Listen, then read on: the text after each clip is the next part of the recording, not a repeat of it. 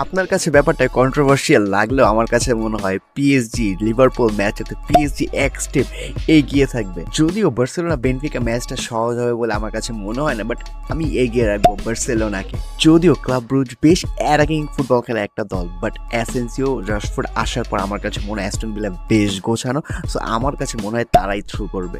যদিও লিল রিয়াল মাদ্রিদকে হারিয়েছিল, বাট আমার কাছে মনে হয় ডর্টমুন্ড লিল ম্যাচটাতে ডর্টমুন্ডই জয়ের ওপারে চলে যাবে। মাদ্রিদ ডার্বিতে আমার কাছে মনে হয় রিয়াল মাদ্রিদ সেখান থেকে থ্রু করবে। যদিও সিমিওনের দল বেশ দারুণ ছন্দে রয়েছে, বাট রিয়াল মাদ্রিদকে আপনি চ্যাম্পিয়ন্স লিগ থেকে কখনোই মুছে ফেলতে পারবেন না। অল জার্মান ম্যাচে আমার কাছে মনে হয় বায়ার্ন মিউনিখই হারিয়ে দিবে বায়ার লেভারকুসেনকে। পিএসজি আর্সেনাল ম্যাচটা অনেক এক্সাইটিং হতে পারে, কারণ আমার কাছে মনে হয় আর্সেনাল এই সিজনে বেশ ইনকনসিস্টেন্ট এবং হয়তোবা এই ম্যাচটাতে একটা আপসেট আমরা দেখতে পারি, বাট আমার কাছে মনে হয় আর্সেনাল সেখানে এগিয়ে থাকবে।